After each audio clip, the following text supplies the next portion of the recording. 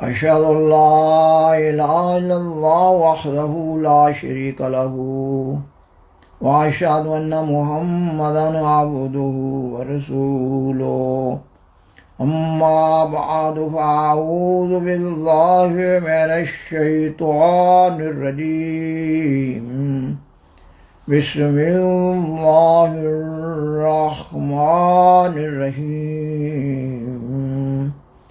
سامعین و ناظرین کرام، السلام علیکم ورحمۃ اللہ وبرکاتہ۔ تاریخ احمدیت کے سلسلہ وار بیان پر قسط وار پروگرامز پیش کیے جا رہے ہیں۔ اس سلسلہ میں سیدنا حضرت مرزا غلام احمد قادیانی، امام مہدی و مسیح موعود علیہ السلام کے بچپن، لڑکپن اور اوائل جوانی اور پھر جوانی کے حالات پر مختلف پروگرامز پیش کیے جا چکے ہیں۔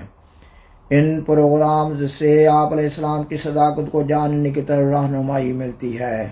گزشتہ دو پروگرامز میں آپ علیہ السلام کے اپنے والد محترم کی اطاعت میں سیالکوٹ میں عدالت کی ملازمت اختیار کرنے، سیالکوٹ میں عارضی قیام اور سیالکوٹ میں عارضی قیام میں بعض الہی حکمتوں کا ذکر کیا گیا ہے۔ نیز یہ بھی بیان کیا گیا ہے کہ جب آپ علیہ السلام کی سیالکوٹ عدالت میں مدت ملازمت پر قریباً 4 سال کا عرصہ ہو رہا تھا تو آپ کے والد محترم نے آپ کو ملازمت سے استعفیٰ دے کر قادیان واپس آنے کی ہدایت کی۔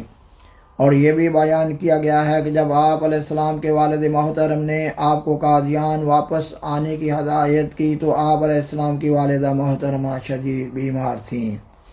یہ بھی بیان کیا گیا ہے کہ آپ سیالکوٹ سے قادیان کے سفر میں تھے کہ امرتسر کے مقام پر آپ کو اطلاع ملی کہ آپ کی والدہ محترمہ وفات پا گئی ہیں۔ انا للہ و انا الیہ راجعون۔ گزشتہ پروگرام میں سیالکوٹ سے قادیان واپس آنے کے بعد قادیان میں آپ کے دینی معمولات کا ذکر بھی کیا جا چکا ہے۔ یہ کہ ان دنوں اسلامی لٹریچر کے علاوہ غیر مذاہب کی کتب کا بھی آپ علیہ السلام خوب مطالعہ کرتے تھے، اور یہ کہ آپ علیہ السلام اپنے والد محترم کو قرآن مجید، احادیث نبویہ اور تفاسیر سناتے تھے۔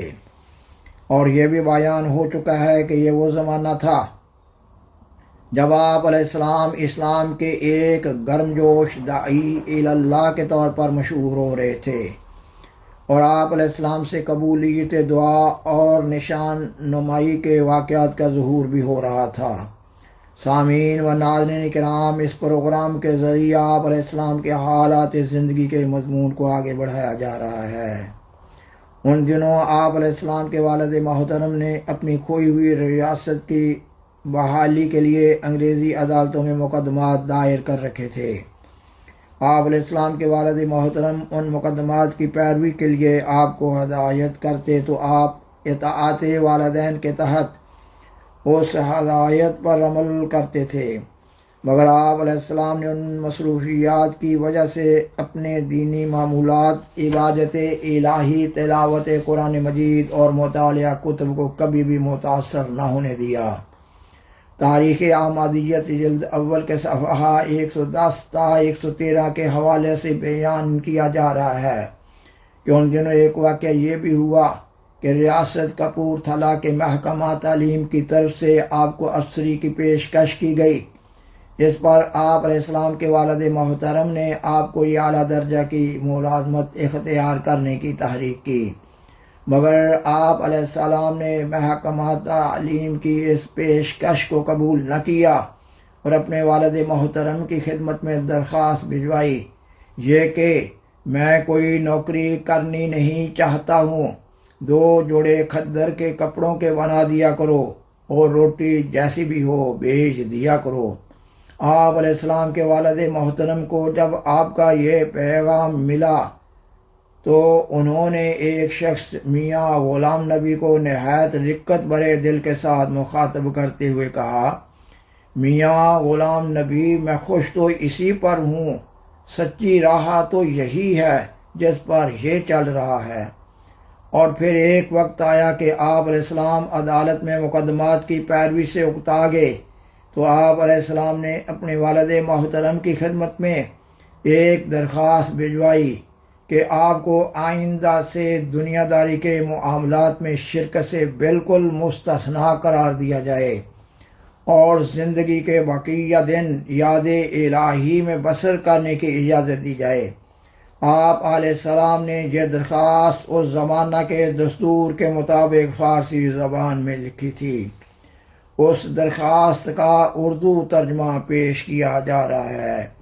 آپ نے لکھا، مخدومی حضرت والد صاحب سلامت غلامانہ مراسم اور فدویانہ آداب کی بجا آوری کے بعد آپ کی خدمت میں یہ عرض کرتا ہوں کہ ان دنوں یہ امر مشاہدہ میں آ رہا ہے اور ہر روز یہ بات دیکھی جا رہی ہے کہ تمام ممالک اور قطعات زمین میں ہر سال اس قسم کی وبا پھوٹتی ہے جو دوستوں کو دوستوں سے اور رشتہ داروں کو رشتہ داروں سے جدا کر دیتی ہے اور ان میں دائمی مفارقت ڈال دیتی ہے، اور کوئی سال بھی اس بات سے خالی نہیں گزرتا کہ عظیم الشان آگ اور المناک حادثہ ظاہر نہ ہوتا ہو یا اس کی تباہی کی وجہ سے شور قیامت بپا نہ ہوتا ہو۔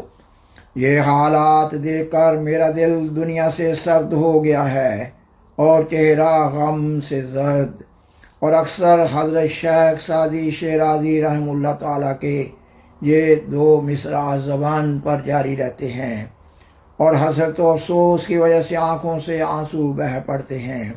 خاکسار بیان کرتا ہے کہ شیخ سعدی کے ان دو مصرعوں کا اردو ترجمہ پیش کیا جا رہا ہے۔ ناپائیدار عمر پر بھروسہ نہ کر اور زمانے کے کھیل سے بے خوف نہ ہو۔ آپ علیہ السلام نے یہ بھی لکھا کہ نیز فرخ قادیانی کے دیوان سے یہ دو مصرع بھی میرے زخموں پر نمک پاشی کرتے رہتے ہیں۔ خاکسار بیان کرتا ہے کہ ان دو مصرعوں کا بھی اردو ترجمہ پیش کیا جا رہا ہے۔ اپنے دل کو دنیا دوں میں نہ لگا، کیونکہ موت کا وقت ناگہاں پہنچ جاتا ہے۔ اور آپ نے لکھا یہ کہ عمر کا اکثر حصہ گزر گیا ہے اور اب چند دن باقی رہ گئے ہیں۔ بہتر ہے کہ یہ چند روز کسی کی یاد میں بسر ہوں، اس لیے میں چاہتا ہوں کہ باقی عمر گوشہ تنہائی اور کنج عزلت میں بسر کروں اور عوام اور ان کی مجالس سے علیحدگی اختیار کروں اور اللہ سبحانہ کی یاد میں مصروف ہو جاؤں تا تلافی معافات کی صورت پیدا ہو جائے، کیونکہ دنیا کی کوئی پختہ بنیاد نہیں، زندگی کا کوئی اعتبار نہیں اور حیات مستعار پر کوئی اعتماد نہیں ہے۔ جس شخص کو اپنا فکر ہو اسے کسی آفت کا کیا غم۔ سامعین و ناظرین کرام، آپ علیہ السلام کے حالات زندگی کے سلسلہ میں 1868 عیسوی یا 1869 عیسوی کے واقعات میں سے آپ علیہ السلام کے ایک اعلان یہ کہ بادشاہ تیرے کپڑوں سے برکت ڈھونڈیں گے، بادشاہ تیرے کپڑوں سے برکت ڈھونڈیں گے کا ذکر کرنا بھی ضروری ہے۔ اس اعلان کے پس منظر میں بیان کیا جاتا ہے کہ بٹالہ میں اہل حدیث فرقہ کے ایک مولوی محمد حسین صاحب بٹالوی تھے۔ اہل حدیث فرقہ قرآن مجید پر حدیث کو مقدم جانتا تھا۔ اہل حدیث کا یہ عقیدہ ہے کہ اگر قرآن مجید اور حدیث کا کسی عمل پر تضاد نظر آئے تو پھر حدیث پر عمل کر لیا جائے۔ مولوی صاحب موصوف کو اپنے علم پر بڑا ناز تھا۔ وہ فرقہ حنفیہ کے لوگوں کو بحثوں میں دبا لیتے تھے۔ ایک دن سیدنا حضرت مسیح موعود علیہ السلام کسی کام سے بٹالہ گئے۔ وہاں پر آپ علیہ السلام کے ایک دوست نے آپ علیہ السلام سے مولوی صاحب موصوف سے تبادلہ خیالات کے لیے درخواست کی۔ اس وقت تک آپ علیہ السلام کا اپنے کسی روحانی منصب کا کوئی دعویٰ نہیں تھا۔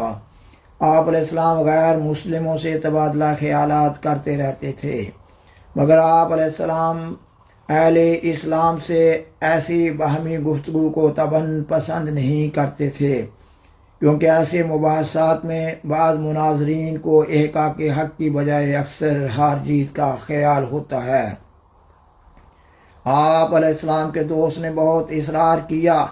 آپ علیہ السلام اپنے دوست کے ہمراہ مولوی صاحب موصوف کے مکان پر چلے گئے۔ مکان پر جانے سے معلوم ہوا کہ مولوی صاحب مسجد میں ہیں۔ تب آپ علیہ السلام کے دوست آپ کو اس مسجد میں لے گئے۔ مولوی صاحب موصوف کثیر احباب کے ساتھ مسجد میں موجود تھے۔ سیدنا حضرت مسیح موعود علیہ السلام نے بحث سے قبل قرآن مجید اور حدیث کے مقام کے بارے میں مولوی صاحب کا موقف جاننا چاہا۔ انہوں نے اس وقت حدیث کے بالمقابل قرآن مجید کو مقدم قرار دیا۔ سیدنا حضرت مسیح موعود علیہ السلام نے ان کی اس وضاحت کے بعد بحث کا ارادہ ترک کر دیا اور آپ علیہ السلام واپس ہونے لگے، مگر بعض حاضرین مجلس نے بحث پر زور دیا۔ آپ علیہ السلام بحث برائے بحث کو پسند نہیں فرماتے تھے۔ آپ علیہ السلام نے ان لوگوں کی قطعاً کوئی پرواہ نہ کی اور آپ علیہ السلام واپس چلے آئے۔ تب ان لوگوں نے شور مچا دیا کہ آپ ہار گئے ہیں۔ آپ علیہ السلام کا بغیر بحث کے واپسی کا فعل محض اللہ تعالیٰ کی خوشنودی کے لیے تھا۔ اللہ تعالیٰ نے آپ علیہ السلام کے اس فعل پر خوشنودی کا اظہار فرمایا۔